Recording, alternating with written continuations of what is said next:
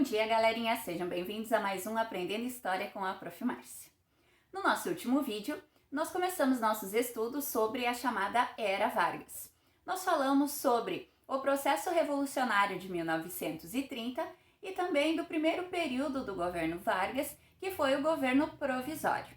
No vídeo de hoje, nós vamos falar dos outros dois períodos do governo Vargas, que foi o governo constitucional e o período do Estado Novo. O período da Era Vargas, denominado de governo constitucional, teve início com a promulgação da Constituição de 1934, quando os integrantes da própria Assembleia Constituinte elegeram de forma indireta Getúlio Vargas para ser o governante do Brasil por um período de 4 anos. Esta mesma Constituição, promulgada em 1934, previa que as eleições presidenciais seguintes, ou seja, as que aconteceriam no ano de 1938, deveriam ocorrer de forma direta, ou seja, através do voto popular. Iniciado o governo constitucional de Vargas, estavam sendo superados os conflitos que existiam entre os estados, principalmente superando os problemas decorrentes do conflito armado que tinha acontecido com o estado de São Paulo na Revolução Constitucionalista. E a história política brasileira parecia estar entrando nos eixos e se encaminhando para um período de tranquilidade. Porém, o que nós vamos ver na sequência é que o período de 1934 a 1937 de tranquilo não teve absolutamente nada. Entre as leis que foram estabelecidas pela Constituição de 1934, estava a liberdade para serem criados novos partidos políticos no Brasil. E foi assim, seguindo a polarização internacional, que vão surgir no Brasil duas agremiações distintas, a AIB e a ANL. E vão ser estas agremiações que vão representar essa radicalização, essa divisão política de ideias internamente no nosso país. Antes de eu falar especificamente sobre cada uma dessas agremiações, vou lembrar um pouquinho como estava o contexto histórico internacional nesta mesma época. Após a crise de 1929, os países que praticavam a democracia e o liberalismo econômico entraram em crise. Muitas pessoas começaram a questionar países, principalmente como os Estados Unidos, a França e a Inglaterra, por estarem com dificuldades de superar os problemas econômicos gerados com a crise de 29. E junto com a crítica a estes países, começou a surgir uma crítica direta à própria democracia, dizendo que esta já não era mais suficiente para resolver os problemas que o mundo estava enfrentando. Do outro lado, estavam surgindo sistemas socialistas e totalitários de governo, também conhecidos como sistemas fascistas. A União Soviética, socialista, havia sido isolada dos demais países em função de ter aderido ao socialismo. E foi graças a esse isolamento que a União Soviética não sofreu os problemas causados pela crise econômica de 1929. Para os adeptos do sistema socialista, esta era uma forma de mostrar o quanto este sistema era bom e que ele deveria ser difundido a nível de mundo. Enquanto isso, a Itália e a Alemanha estavam implantando seus sistemas totalitários de governo, o fascismo e o nazismo. E estes países conseguiram, através da sua formulação política interna, se recuperar economicamente mais rápido da crise de 1929 do que os demais países. E isso fez com que muitas pessoas, não só na Alemanha ou na Itália, mas também em outras regiões do mundo, começassem a questionar ainda mais os sistemas democráticos e a acreditar que os sistemas totalitários eram, de fato, a forma com que os países conseguiriam superar os efeitos causados pela crise econômica de 1929. Então, essas formas de governo passam a ganhar cada vez mais força. Foi neste contexto que surgiu em 1932 a Ação Integralista Brasileira.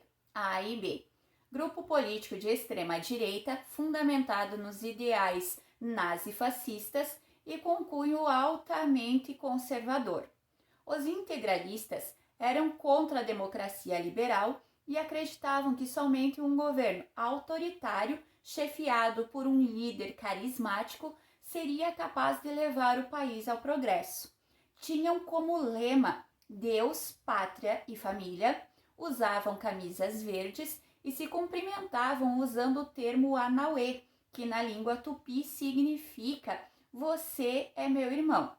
Eles também usavam como símbolo a letra grega sigma, que significa o somatório de todos os valores, mostrando que a soma entre os indivíduos e a família fariam com que a sociedade realmente tivesse forças para evoluir gradativamente. Eles eram liderados por Plínio Salgado, político brasileiro que tinha várias ideias parecidas com a de Getúlio Vargas. Por isso, em muitos casos, os integralistas apoiavam as decisões políticas do governo Vargas. Como forma de combater o fascismo, foi criada em 1935, aqui no Brasil, a Aliança Nacional Libertadora, ANL, que foi um grupo político de esquerda baseado no socialismo de origem russa.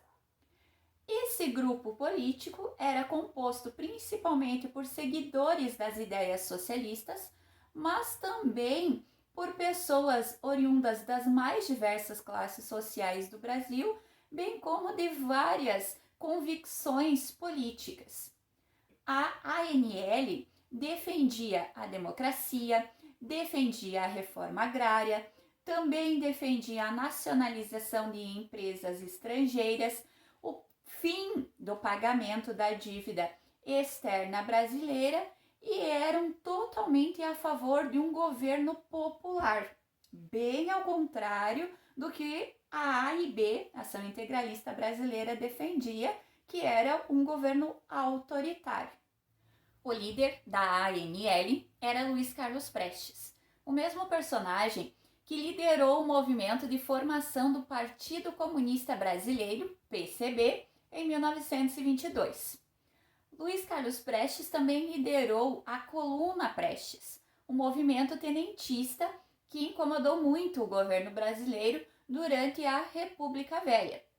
Basicamente, nós podemos dizer que a ANL foi uma nova sigla partidária utilizada para encobrir as ações do Partido Comunista Brasileiro, que havia sido colocado na ilegalidade desde o ano de 1924 aqui no Brasil. O lema da ANL era Pão, Terra e Liberdade. Em um manifesto que foi feito em apoio à Aliança Nacional Libertadora, Luiz Carlos Prestes foi convidado a discursar e ele acabou encerrando a sua fala usando a frase todo o poder à Aliança Nacional Libertadora. Estas palavras de Prestes foram vistas como uma forma de perseguição ou até mesmo uma forma de ameaça à ordem política e social do Brasil e à própria segurança do Estado brasileiro. E por isso, mesmo havendo na Constituição de 1934 a garantia de liberdade partidária, a ANL foi colocada na ilegalidade. Este partido passou a ser proibido no Brasil. Devido a isso, em novembro de 1935, tiveram início vários movimentos rebeldes nos quartéis brasileiros. Esses movimentos tinham como objetivo tirar Vargas do poder e implantar o comunismo aqui no Brasil. O movimento rebelde recebeu o apoio da Internacional Comunista, que era um órgão que apoiava, organizava e até mesmo financiava vários movimentos socialistas que estavam acontecendo a nível de mundo. As rebeliões nos quartéis estavam acontecendo ao mesmo tempo nas cidades de Natal, de Recife e do Rio de Janeiro, mas esses movimentos foram rapidamente reprimidos pelas forças do governo federal. Esta tentativa de implantar o sistema comunista no Brasil foi chamada pejorativamente de intentona comunista, se referindo a um projeto louco e insano que um determinado grupo tentou implantar no nosso país. Os principais líderes do movimento foram perseguidos e presos, entre eles Prestes. A companheira de Prestes, Olga Benário, que era alemã, acabou sendo deportada para a Alemanha. E aí é importante nós lembrarmos que nesse período a Alemanha estava sob a organização política nazista, que perseguia os judeus, mas também perseguia os adeptos da ideologia socialista. Então dá para nós termos uma ideia do que acabou ocorrendo com Olga Benário quando ela chegou na Alemanha. Também, a partir deste movimento, o governo brasileiro acabou criando um pretexto para perseguir dentro do nosso país toda e qualquer pessoa ou movimento que fosse a favor do comunismo ou de qualquer tipo de movimento esquerdista. Em 1936, devido às rebeliões da intentona comunista, foi aprovado no Brasil o estado de guerra, o qual suspendia todas as garantias constitucionais e dava a Getúlio Vargas amplos poderes para governar, fazendo com que várias medidas de exceção fossem adotadas por ele. Em 1937, o mandato presidencial de Getúlio Vargas chegava ao final e as novas eleições presidenciais estavam sendo organizadas. Como havia sido previsto na Constituição de 1934, Vargas não podia concorrer à reeleição. Então, os candidatos escolhidos para concorrer ao pleito daquele ano eram Armando Salles, representando o estado de São Paulo e que tinha um grande apoio nacional, Plínio Salgado, representando a Ação Integralista Brasileira, AIB, e José Américo de Almeida, que aparentemente era o candidato que Vargas apoiava. Apesar desse apoio aparente, Vargas tentava manter-se o mais neutro possível durante o transcorrer da organização das eleições. Tudo dava a entender que as eleições presidenciais aconteceriam da forma com que estava previsto na Constituição de 1934, ou seja, através do voto direto e popular. Mas Vargas acabou divulgando que as forças militares teriam descoberto e divulgado para o governo o chamado Plano Cohen, que seria um documento supostamente criado por comunistas brasileiros e internacionais e que o objetivo destes era implantar o comunismo no Brasil. O medo do comunismo que se instaurou fez com que a veracidade do documento, naquele momento, não fosse questionada. E somente tempos depois é que se soube que o documento, na verdade, era falso e que Vargas usou o medo do comunismo, que estava implantado no Brasil e que tinha sido aumentado com a intentona comunista, para dar um golpe de Estado e se manter no poder. O Plano Cohen, naquela época, foi amplamente divulgado nos meios de comunicação brasileiros, o que deixou a população aterrorizada. Com isso, foi novamente implantado o estado de guerra no Brasil, que atribuiu a Vargas amplos poderes que ele utilizou para legitimar o seu golpe de Estado e se manter no poder, dando início, assim, à ditadura civil brasileira. Houve pouca resistência ao golpe, já que com a implantação do estado de guerra no Brasil, muitos dos personagens políticos, principalmente, que eram contrários a Vargas, haviam sido neutralizados com este documento. O Estado Novo se estendeu de 1937 até 1945.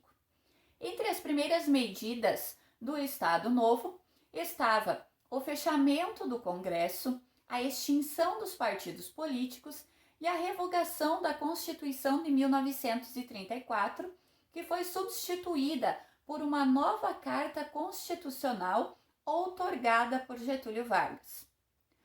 Percebam que nós já falamos no nosso vídeo de Constituição promulgada, no caso da Constituição de 1934, e agora estamos falando de Constituição outorgada. Mas qual é a diferença entre elas? Bom, a Constituição promulgada é aquela Constituição que é elaborada com a participação popular, ou seja, de forma democrática. É eleita uma Assembleia Constituinte que tem a função de elaborar a Constituição que depois será posta em vigor pelo governante. Já a Constituição outorgada é aquela Constituição que é imposta à população pelo governante, produzida sem a participação popular. A Constituição de 1937 ficou conhecida como Constituição Polaca, por se parecer muito com a Constituição da Polônia. Esta Constituição caracterizava-se pelo seu autoritarismo e por colocar amplos poderes nas mãos do executivo. A Constituição previa a intervenção do Estado na economia, o corporativismo, a proibição de greves e a redução da autonomia dos estados e municípios. Essa redução de autonomia ficava bem clara no Brasil quando, por exemplo, os governadores dos estados só poderiam assumir os seus mandatos após receberem a autorização de Getúlio Vargas para fazê-lo. Basicamente, pode-se dizer que esta Constituição ela fez com que o poder legislativo deixasse de funcionar, pois ele basicamente só servia para confirmar as decisões que já tinham sido previamente tomadas por Getúlio Vargas. O Estado Novo, apesar das semelhanças com o fascismo europeu, não foi tão autoritário e não possuía um plano ideológico bem definido. Após a implantação do Estado Novo no Brasil, foram extintos todos os partidos políticos, inclusive a AIB, Ação Integralista Brasileira, que eram apoiadores de Getúlio Vargas. Isso fez com que os seus integrantes ficassem extremamente desconfortáveis, sentindo-se traídos por Vargas, o que levou este grupo a invadir, em maio de 1938, o Palácio da Guanabara. Mas o movimento foi facilmente reprimido pelas tropas da guarda pessoal do próprio Vargas. Após este acontecimento, o integralismo praticamente desapareceu no Brasil. Em 1938, foi criado o Departamento Administrativo do Serviço Público, DASP, para realizar funções administrativas e para melhorar a eficiência do serviço público. Esses cargos seriam preenchidos através de concurso público, característica esta que foi herdada da era Vargas e que se estende até a atualidade. A possibilidade de construir carreira no serviço público acabou favorecendo a classe média da época, que possuía os melhores índices de escolarização, o que facilitou a aprovação dos mesmos nos concursos públicos. Em 1939, foi criado o Departamento de Imprensa e Propaganda, o DIP. Esse órgão era responsável por propagar as ideias do governo, exaltar a figura de Vargas e fazer o controle e a censura dos diferentes meios de comunicação brasileiros. Você provavelmente já deve ter ouvido essa musiquinha. Pois é. O DIP foi o órgão responsável por criar o programa A Hora do Brasil, que era o momento do dia em que Vargas se comunicava diretamente com a população brasileira usando o rádio, que era o principal veículo de comunicação de massa da época. Além disso, propagandas em livros didáticos e os desfiles cívicos acabaram sendo usados como formas de exaltação do governo de Vargas. Durante o Estado Novo, foram usadas a força e a repressão para manter o controle sobre a população brasileira. Algumas pessoas chegaram a ser presas, torturadas e até extraditadas. Em 1943, foi sancionada a Consolidação das Leis do Trabalho, CLT, a qual reuniu, unificou e sistematizou toda a legislação trabalhista existente no Brasil até então, além de criar novos direitos e novas regulamentações trabalhistas. Vargas ficou conhecido no Brasil como o pai dos pobres, devido à aprovação das leis trabalhistas, além das suas políticas de assistência social e por ter buscado promover uma relação de proximidade com os cidadãos, que foi facilitada com o Departamento de Imprensa e Propaganda, o DIP, que colocava Vargas como uma figura carismática, tanto que conferiu a ele o título de governo populista. Por outro lado, Vargas também é tido como a mãe dos ricos, devido à sua política de conciliação com os grandes empresários. As concessões paternalistas e o controle sobre os sindicatos fizeram com que os trabalhadores fossem mantidos satisfeitos, o que não ocasionava greves, e com isso o lucro das grandes empresas fluía normalmente no Brasil. Então Vargas passou a ser admirado pelo empresariado brasileiro. Durante o Estado Novo, foi adotada uma política de forte intervenção do Estado na economia. Foram criadas várias empresas estatais para diminuir a dependência do Brasil de empresas estrangeiras. Entre as empresas estatais criadas na época estão a Companhia Siderúrgica Nacional, a Companhia Vale do Rio Doce, a Fábrica Nacional de Motores, a Fábrica Nacional de Alcális e a Companhia Hidrelétrica Vale do Rio São Francisco. Mais uma vez, o contexto histórico internacional iria influenciar no governo de Vargas aqui no Brasil. Durante a Segunda Guerra Mundial, o Brasil buscou ficar neutro, apesar de alguns integrantes do governo se mostrarem simpatizantes ao grupo do Eixo, formado pela Alemanha, Itália e pelo Japão. Mas, naquele momento, o Brasil estava mais preocupado com a sua industrialização. O Brasil pretendia ampliar a sua industrialização, principalmente a indústria de base, aquela relacionada com os setores siderúrgicos e metalúrgicos, que iriam trabalhar com a produção do ferro e do aço, que eram produtos essenciais para o desenvolvimento de outros setores industriais aqui no Brasil. As Forças Armadas foram um grupo que demonstraram grande interesse na instalação da indústria de base no Brasil, mas tanto as Forças Armadas quanto o próprio governo sabiam que para a indústria realmente se desenvolver, o governo precisava de um grande montante de empréstimos estrangeiros. E isso acabou se tornando possível com a aproximação do Brasil com os Estados Unidos, que na época já era o maior comprador de produtos agrícolas brasileiros. Através de acordos com o Brasil, os Estados Unidos prometeram equipar, modernizar e treinar as Forças Armadas brasileiras e também financiar a construção da Companhia Siderúrgica Nacional, a qual forneceria aço para os aliados que estavam lutando na guerra, além de outros incentivos econômicos e comerciais que os Estados Unidos ofereceram para o Brasil. Em 1942, navios mercantes brasileiros foram afundados por submarinos alemães.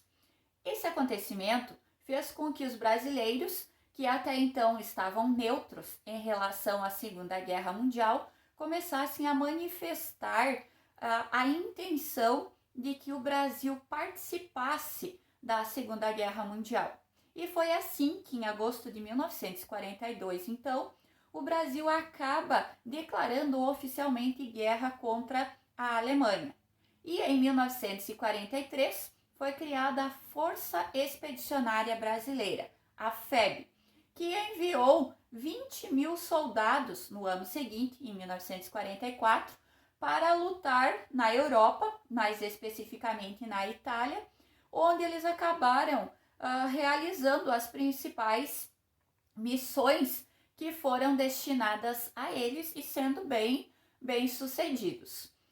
Em torno de 454 pracinhas, como ficaram conhecidos os integrantes da Força Expedicionária Brasileira, morreram em combate durante a Segunda Guerra Mundial. A entrada do Brasil na Segunda Guerra Mundial acabou demonstrando uma incoerência existente no governo de Vargas.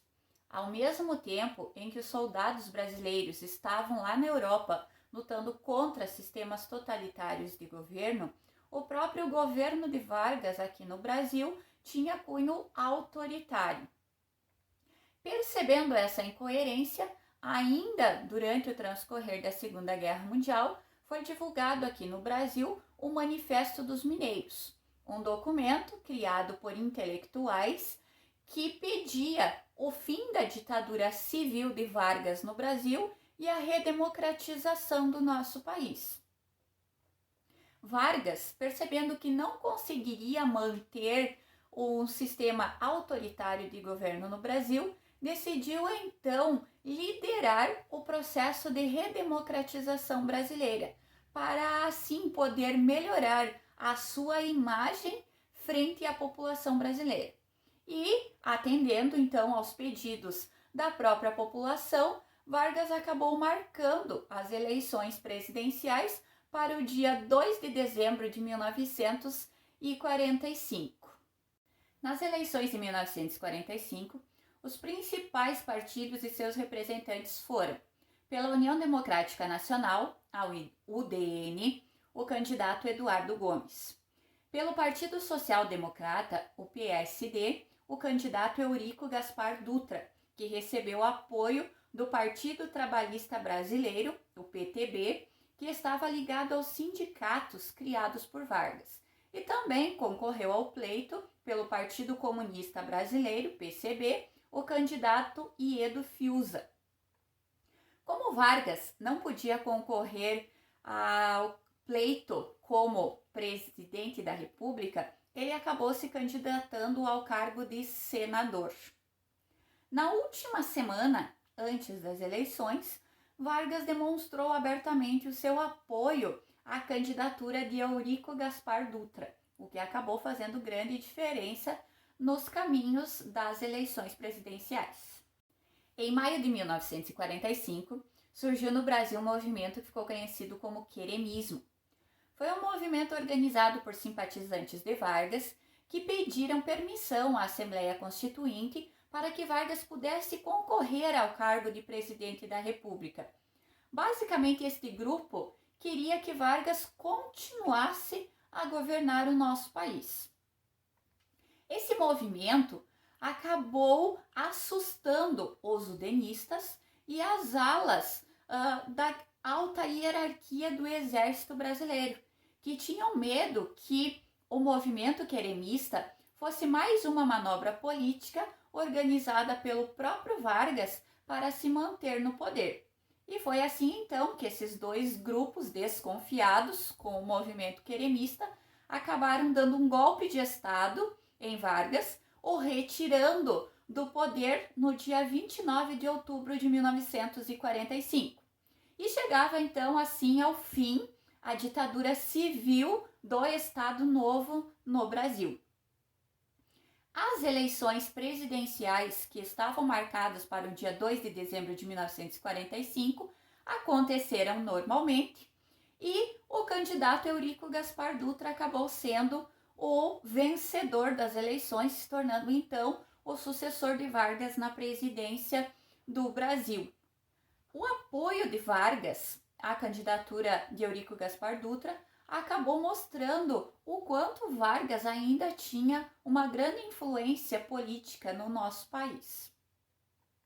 Algo que é extremamente importante a gente lembrar antes de finalizar o nosso estudo sobre a Era Vargas é o papel que o Exército acabou tendo no governo de Vargas, porque foi o mesmo grupo do Exército que colocou Vargas no poder lá em 1930, que acabou organizando o golpe de Estado que depôs Vargas em 1945, colocando fim então ao período do Estado Novo e consequentemente à Era Vargas, que sucumbia, que terminava de vez e se iniciava assim, então, através das eleições diretas, um novo mandato eleitoral, de acordo com o que previa a Constituição, através do voto direto, e Eurico Gaspar Dutra, então, se tornou o nosso presidente.